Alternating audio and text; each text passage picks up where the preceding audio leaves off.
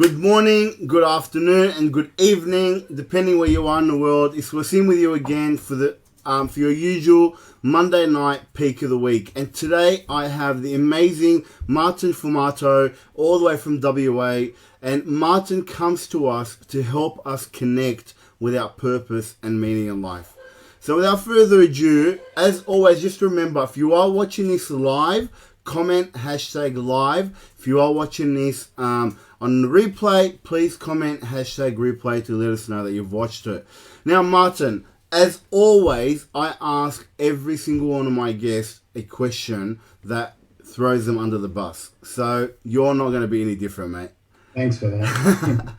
So tell us something embarrassing that has happened to you in your life. Okay. Well, first of all, thanks for having me, Wasim. It's a pleasure to be here with you today. Embarrassing moment. Well, one of the first things that pops to mind is when I was a youngster and I was experimenting with life, so to speak. I was actually experimenting at that point on smoking. Okay. And I managed to get some cigarettes. You see, my father used to be a smoker. And I went to the back lane, because we got lanes here, and it was a bit of a windy day, and I was struggling to light the cigarette. Anyway, what happened was I got a brilliant idea. I thought there was some dried grass. I light that, and then I light my cigarette from the grass. No. And before I knew it, the whole backyard was on fire. And I could hear the fire brigade coming. The thing is, it wasn't our home; it was someone else's home.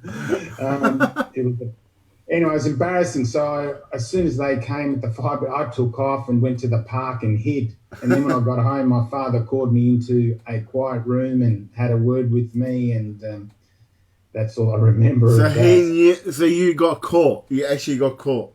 Well, he asked me, was I involved or something happened, and I think I admitted it. Well, you're an honest man. The house didn't catch fire. It was just the backyard, all the grass caught fire. But yeah, that was a very embarrassing moment. Everyone in the neighbourhood heard about it. So yeah, anyway, these things happen. And they knew you were involved, or nobody knew you were involved? I think they did. I think they did eventually. When it gets around in these neighbourhoods. But yeah, that was a big lesson. Well, mate, you're an honest man to admit to your mistakes from such a young age. Kudos to you, my man.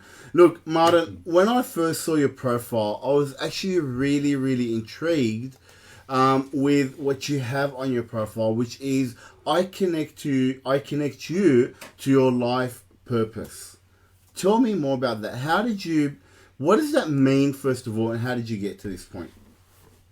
Yeah, well, it was a bit of a journey. I'll take you back just briefly where this kind of started from. When I was a child, I used to be very curious and interested in how things worked. And I used to take things apart. The only problem is sometimes I couldn't put the thing back together again, and that didn't please my parents. Anyway, that interest led me to go to university to study engineering. So I became an engineer and worked as an engineer for 25 years. And what I realized was that I spent a lot of my time focusing on the task, on getting the job done, and I didn't pay attention to the people side of the equation. And I kind of regret that. And I think that's what held me back somewhat, even though I did get to some, pretty senior management roles. Anyway, what happened was about 7 years ago, I started developing a strong interest about people and wanting to understand people. How do they work? What drives them? What motivates them? What makes them successful? So I went back to school and became a certified life and workplace coach. Now, I don't claim to be an expert. I still consider myself a student. So, because, I'm always learning and growing. And that's where my coaching started. And one thing I did learn is that, you've probably heard this before, that success leaves clues. 100%. And I realized that there's a bit of a difference between people that are successful and people that aren't successful. Do you know what one of the biggest factors is? Top of your head? It must be having a purpose in life or knowing what they want out of life. Yeah, well, purpose is definitely a part of it. But what I learned is that successful people tend to have an open mind, whereas unsuccessful people have got a closed mind. So yes. I think it's important to have an open mind and to think that, it doesn't matter how old you are or what colour your skin, what race, it's never too late to change careers and, start going down a different path. Now, back to the word purpose, to me, purpose is your path. So if you want to reach your ultimate destiny, you need to know your purpose because the purpose is the path. So basically, I got onto the purpose after a few years of coaching. I was coaching people, helping them lose weight, helping people that had relationship problems or they were breaking up, helping through that, helping people that were depressed, people that are suicidal. Because I've published a few books and people have found my name on the internet and then they reach out and then we start talking, start coaching. And after doing these different types of coaching or life coaching, weight loss and relationships and things like that, I realized that I think I resonate more with career and purpose because there's a lot of people that are stuck in a job they hate, a lot of people that are depressed because of their job. And as we were talking a little bit before this interview, your work definitely affects your health because if you hate your job, chances are you're going to go home and you want to change your state. So you're probably going to end up drinking or, doing drugs, or you might be getting angry at your family and your kids, and that affects your relationships and also affects your income. If you don't like what you do, chances are you're not going to be good at it. So it affects your healthy relationships and your income. So I thought one of the key things is let's get people all doing work they love, and I think the world will be a different place. So that's where my personal purpose and mission come from. I think if we can get people to focus on their purpose, like I said, everyone's going to enjoy work and everyone's going to be nicer to each other. You're not going to have as much stress, illness, and bad attitude. Yeah. So Awesome. Okay, so that's very very interesting. Obviously, yeah. Obviously, you using your life experience and how you got to where you are now. Now, you said you've published a few books. What books have you published? yeah. Actually, I've got one here. This is one of the main ones. I published a lot of smaller books about discover yourself and how to break bad habits and stress management. And this is kind of one of my main ones, the one I'm most proud of. And it's follow your own path. 3 simple steps to true happiness. And I'll give you a brief outline if you're interested in the three Yeah, steps. And I'd that's love really to hear it. the foundation of what I kind of promote. In terms of having a good life or great life, I think we need to take these 3 steps. Step number 1 is find yourself. And part of that is to find your purpose. Step number 2 is to develop yourself. So that's where you learn and grow. So you can go to step number 3, which is give yourself to the world. So find, develop, and give. To me, they're the 3 steps that I encourage everyone to explore and pursue because I think that's what's going to lead to a good life. And yeah, and in terms of the find yourself, in terms of the purpose, I break that down into 3 areas. Number 1 is it's important to understand what you're interested in, what you're passionate about. So that's really the passion, something that you love doing. And passion is your fuel, it's your energy. If you haven't got fuel, you ain't going anywhere. So I say to people, you need fuel because that's what's going to get you up early in the morning. It's going to keep you up late at night. And you can probably relate to this in what the work you do, because it's similar to the work I 100%. do. Yep. And you need that passion. You need to be passionate. We need people to come alive, to be passionate. So passion is number 1. Number 2 is personality. You need to understand who you are. And there's different personality types. I usually break it down into 4 types. But your personality is what I call your vehicle. So you need fuel, which you put in your vehicle, and then you need obviously your purpose, which is your path that'll lead to your ultimate destiny.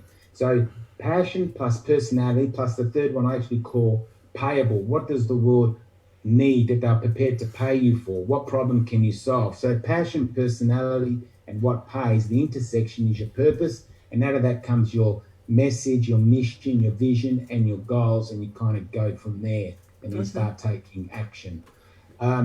So that kind of gives a little bit of an outline as to what I'm about and how the purpose fits into finding yourself. And then obviously you got to develop yourself. You got to improve yourself. So then you've got something to give, and I think it's important to give.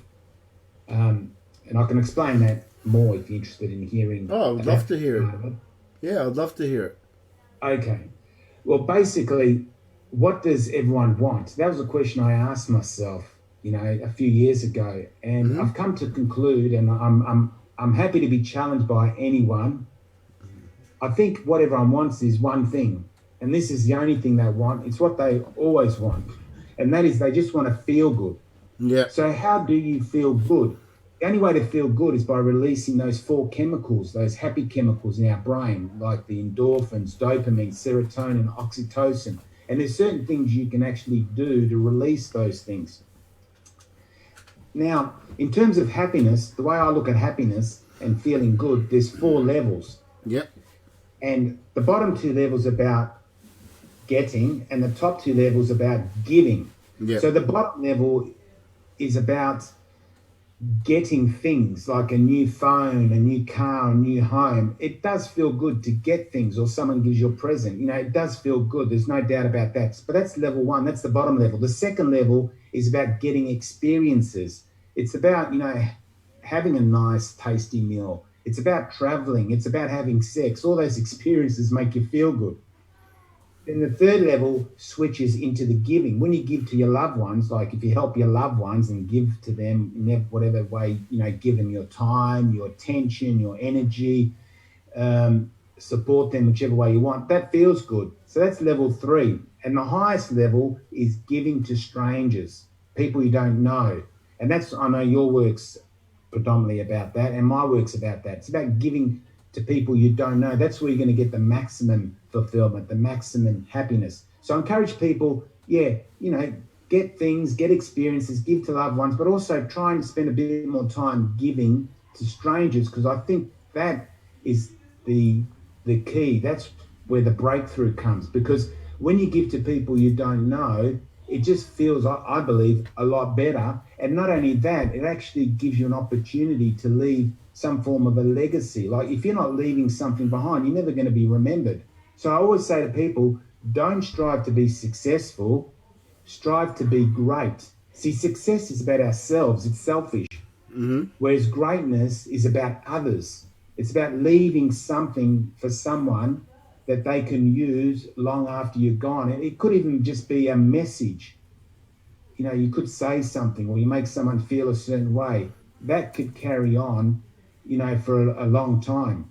Yep. So that's really the four levels of happiness. And giving to strangers, that's where your life purpose comes in. I love that. And you know, I actually have a relatable story to that. And funnily enough, happened today. Actually happened about 2 hours, about 2 hours ago. So, one of my properties, I had a tenant move out over the weekend. So we've been in the process of obviously getting applications for new tenants and so forth. And I was fortunate enough to get quite a lot of applications. And I met some of the tenants over the weekend. And I found it actually really, really hard to decide which tenant to give it to, because I had so many great tenants. And what you just said about giving to strangers was actually what drove me to choose the tenant that I chose. And it's a woman who I've never met. I've spoken to her on the phone. I don't know what she looks like. Never met her in my life. And when I spoke to her and got to know her a little bit, found out her story, she just come from she's had a bit of a backstory where she's had some horrific disadvantages happen to her recently and whatnot. And she really needed this place. And it would make it would be a new start for her. Yeah. And that's fantastic. And I decided, you know what, I sat with my wife, I said, look, we have this, and this. These are the benefits of having this person. These are the benefits of having that person. And they were all great. Like, honestly, if I had multiple properties up for rent right now, I'd give it to all of them. I'd say, you know what, you can have that, you can have that, you can have that. But I don't. And I had to make the hard decision. And as hard as it was, you know, calling the other people, say, look, I'm sorry, you didn't get the property. Especially the area that we're in, you know, people really want properties. They go like this. Yeah. Well, it's great that you got back to people, because some people don't even get back to people that apply for jobs or for rentals. So but I find that very rude, to be honest. I do find that. Yeah, I find that very rude. At least give someone the courtesy. Say, hey, look, you know, sorry you didn't get the job, or sorry, you know, you didn't get the property, or whatever it is. That, you know, like I'm about to do some scholarships, and it's going to be by application. It's a genuine $5,000 scholarship that we're giving away. We're only giving 5 of them away, which we haven't even launched yet, so nobody knows what it's about. But even knows I'm going to get back to him. Anyway, so I got back to the people I said I was going to say no to, and then I left her for last. And you know what? When I got off the phone, I had this feeling in my heart, in my body, just like, you've done something good. You've helped somebody out who I didn't need to help out. And you're right. It is the highest form of fulfillment. Yeah, that's it. I mean, it all makes sense. In fact, when people say they do some work and they get paid, I mean, end of the day, they're going to use that money to feel good. But you feel good just by helping a stranger, because it's very easy to, or should I say, easier to give to a loved one than it is to a stranger. Yeah. So sometimes the hard things in life bring the best rewards. I think that's how life has been designed. I mean,